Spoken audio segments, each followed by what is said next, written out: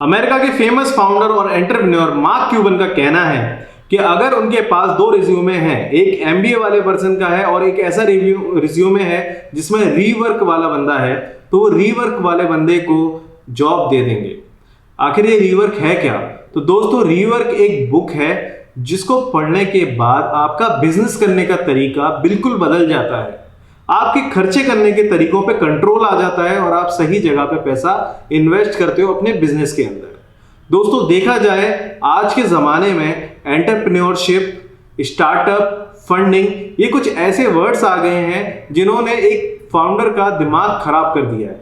इंसान क्या करता है, ऑफिस बनाने से पहले या अपना बिजनेस शुरू करने से पहले वो सोचता है कि मैं लग्जरी चीज़ पे फोकस करूं, ना कि क्वालिटी एंड प्रोडक्ट पे। तो दोस्तों, इसी बुक के अंदर ऑथर ने हमें 4 एग्जाम्पल्स दी हैं, 4 ऐसी समरी दी हैं जो अगर हम पढ़ लेते हैं या जिन पे हम फोकस कर लेते हैं तो हमारा बिजनेस 100x तक बढ़ सकता है और हमारा बिजनेस लाइफ लॉन्ग हमें वो प्रोडक्टिविटी देता रहेगा, उतनी अर्निंग और उतनी इनकम देता रहेगा। तो दोस्तों, इस वीडियो के अंदर जो भी लोग एंटरप्रेन्योर हैं या जो स्टार्टअप कर रहे हैं या फिर ऐसे लोग जो स्मॉल बिजनेस करते हैं, उनके लिए ये वीडियो बहुत ही ज्यादा यूजफुल होने वाली है। तो इस वीडियो के अंदर बने रहिए। मैं आपको 4 पॉइंट के अंदर इस पूरी बुक को समराइज करके बताऊंगा। बेसकैम्प के फाउंडर जेसन फ्रीड ने ये किताब लिखी है। आज वो ओवर 3.3 मिलियन लोगों को सर्व कर रहे हैं अपने सॉफ्टवेयर से।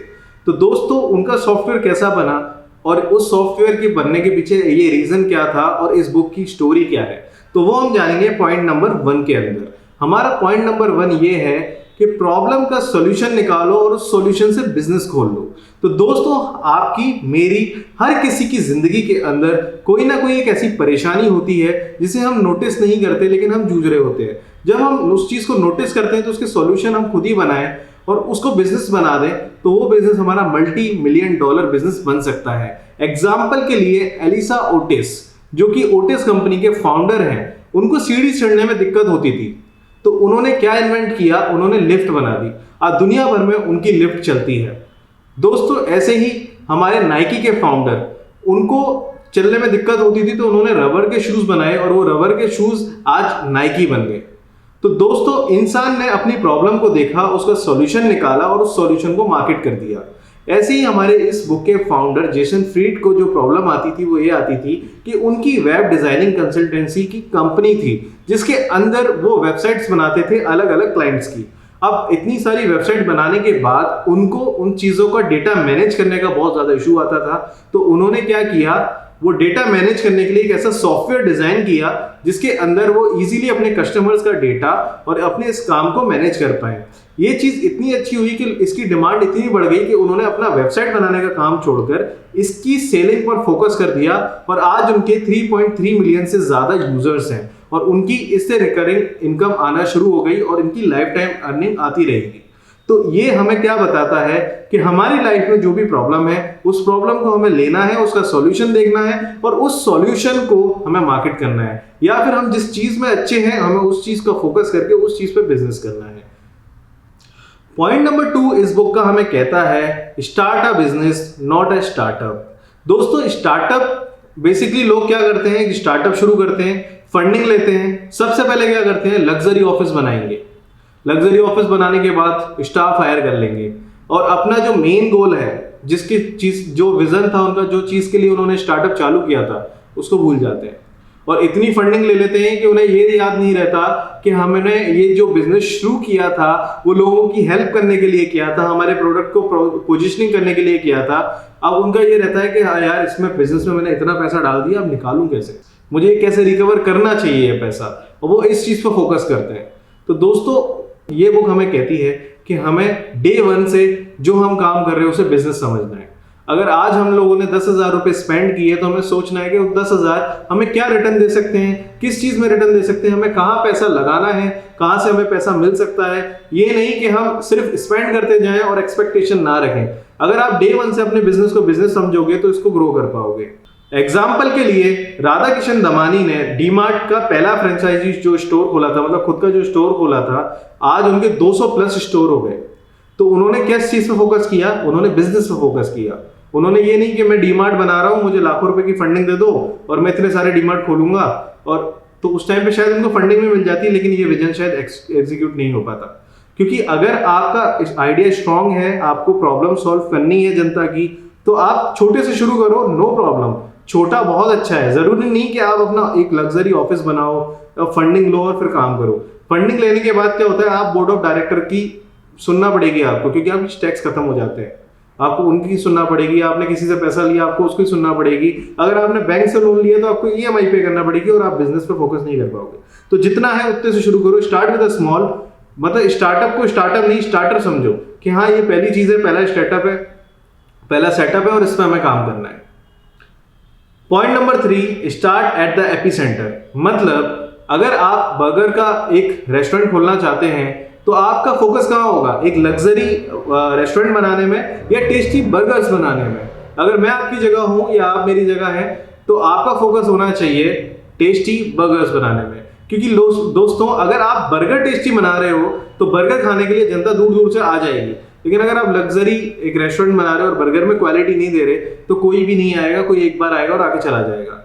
ये रूल अप्लाई होता है हर बिजनेस के अंदर कि अगर बिजनेस अपने एपी सेंटर, मतलब एक ऐसी चीज जिसको हटा देने से आपका बिजनेस बंद हो जाए, उस चीज पे अगर आपका फोकस हट गया तो आपका बिजनेस बंद होने में टाइम नहीं लगेगा, चाहे आप कितनी भी फंडिंग ले लो। और अगर आपने अपने एपी सेंटर को स्ट्रॉन्ग कर लिया तो आप एक बिजनेस से 100 बिजनेस, एक फ्रेंचाइजी से 100 फ्रेंचाइजी और एक कस्टमर से लाखों कस्टमर्स तक एक्सपैंड कर सकते हैं। तो दोस्तों हमेशा हमें अपने बिजनेस के एपी सेंटर पे फोकस करना चाहिए।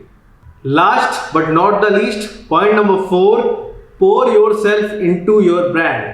मतलब आप खुद को अपने ब्रांड में डाल दो, क्योंकि लोग आपको कॉपी नहीं कर सकते, आपके आइडिया को कॉपी कर सकते हैं। तो आइडिया तो हमारा कोई भी कॉपी कर सकता है। अगर आज मैंने सोचा कि मेरी मार्केटिंग एजेंसी है, सोशल मीडिया मार्केटिंग ही करनी है मुझे, तो ये आइडिया कल को कोई और भी कॉपी कर सकता है। लेकिन अगर मैं अपनी ब्रांड और अपनी पर्सनैलिटी को इसमें डाल दूं तो ये चीज कोई नहीं कॉपी कर पाएगा। फेमस एग्जाम्पल है उन दिनों का जब स्टीव जॉब्स ने आईपॉड को लॉन्च किया था। जब लोग मार्केट में बात करते थे कि दूसरा आईपॉड है, उसमें गीगाहर्ट्ज है, ये वो आता है, तो स्टीव जॉब ने सिर्फ एक स्टेटमेंट देकर पूरा मार्केट का कंपटीशन ही खत्म कर दिया था। उन्होंने कहा था 1000 सॉन्ग इन योर पॉकेट, और ये चीज कस्टमर के दिमाग में बैठ गई कि यार 1000 गाने हमें हमारी पॉकेट में मिल जाएंगे। बस एक इंसान जब आईपॉड खरीदने जा रहा है तो उसका क्या मकसद होता है कि मैं इससे गाने सुनूंगा, कितने गाने मैं सुन सकता हूँ, कितनी देर के लिए सुन सकता हूँ, ना कि ये कि इसमें कितना प्रोसेसर है, कितने गीगाहर्ट्ज वो है। उस सब चीज से किसी को मतलब नहीं होता। तो दोस्तों यही चीज है, अगर आप हमने अपनी जो पर्सनैलिटी है अपने बिजनेस के अंदर डाल देते हो तो उस चीज को कोई कॉपी नहीं कर पाता। जैसे अमेरिका की एक बहुत फेमस कंपनी है Zappos.com, वो क्या करती है, उसकी जो भी सेलिंग आती है वो उनकी खुद की वेबसाइट से आती है। हालांकि उनके जो रीजनल स्टोर्स होती हैं वहां पे भी शूज बिकते हैं, लेकिन उनकी खुद की वेबसाइट से सेल सबसे ज्यादा आती है। इसका सबसे बड़ा रीजन ये है कि उन्होंने कस्टमर एक्सपीरियंस इतना अच्छा बनाया हुआ है कि अगर आपको कोई भी प्रॉब्लम आती है तो जो कॉल सेंटर पे जो बंदे बैठते हैं वो आपसे ऐसे बात करेंगे जैसे वो आपके दोस्त हों। मतलब वो बिल्कुल कंप्यूटर की तरह बात नहीं करेंगे। आजकल जो अपने कॉल सेंटर जो भी होते हैं वो तो कंप्यूटर की तरह बात करते हैं कि मैं आपकी क्या सहायता कर सकती हूँ, आपकी मेरे से बात हो रही, वो ऐसे नहीं करते, वो प्रॉपर बात करते हैं। तो ये उनकी पर्सनैलिटी थी जो उन्होंने अपनी कस्टमर सर्विस पे डाल दी। दोस्तों अब यहाँ सबसे ज्यादा इंपॉर्टेंट चीज मैं ऐड करना चाहूंगा इस पॉइंट के अंदर, वो ये है कि एडवर्टाइजिंग और मार्केटिंग ये कोई डिपार्टमेंट नहीं होता किसी कंपनी के अंदर। ये एक फीलिंग होती है जो आपको डे 1 से पॉइंट 1 से लेकर लास्ट पॉइंट तक और आफ्टर द सर्विस देनी होती है, क्योंकि यही चीज है जो फील कराती है इंसान को। जैसे एप्पल करता है, एप्पल का प्रोडक्ट देखने के साथ एप्पल का प्रोडक्ट घर लाने के बाद उसकी कस्टमर सर्विस तक आपको सेम एक्सपीरियंस फील होगा। तो वो उसकी एडवर्टाइजिंग और मार्केटिंग जो है वो एंड तक है, ए पॉइंट से बी पॉइंट तक ही है। तो दोस्तों ऐसे ही आपको सोचना है कि आप अपने बिजनेस के अंदर ये चीज कैसे इंप्लीमेंट कर सकते हो, क्योंकि अगर आप ये चीज कर लेते हो तो आपके लॉयल फैंस बनना शुरू हो जाते हैं और आपकी जो प्रोडक्ट है वो हर जगह फील होती है। एग्जाम्पल के तौर पे किसी ब्रांड का लोगो है ब्लू और व्हाइट कलर का, तो उसकी इंस्टा की पोस्ट भी ब्लू और व्हाइट कलर की होनी चाहिए, उसकी पैकेजिंग भी ब्लू और व्हाइट कलर की होनी चाहिए, उसकी वेबसाइट भी वैसी होनी चाहिए, उसके जो कस्टमर है या जो बेसिकली उनके जो कस्टमर जो उसका स्टाफ है वो भी उस टी शर्ट्स में आए। मतलब वो पूरा एक एटमॉस्फेयर होना चाहिए कि यार ये हमारी ब्रांड है और उस ब्रांड को पूरा फॉलो करना चाहिए, उनके सिमिलर फॉन्ट्स होने चाहिए, सारी चीजें एक होनी चाहिए। क्योंकि जब ये फीलिंग आप देने लग जाते हो कस्टमर को तो आप यूनिक बन जाते हो, कंपटीशन खत्म कर देते हो, आपका एक अलग आइडेंटिटी बन जाती है। तो दोस्तों इस चीज पे अगर आपको और ज्यादा डिटेल में जानना है तो आप कमेंट सेक्शन में मेरे से पूछ सकते हो, और अगर आपको पर्सनल कंसल्टेंसी चाहिए इस चीज के बारे में तो मैंने अपना इंस्टा लिंक दिया हुआ है, आप डायरेक्टली मेरे से बात कर सकते हो। आशा करता हूं आपको ये वीडियो पसंद आई होगी और उम्मीद करता हूं ये पॉइंट्स आप अपने बिजनेस में इंप्लीमेंट करोगे और मैं आपको शायद समझाने में काबिल हो पाया।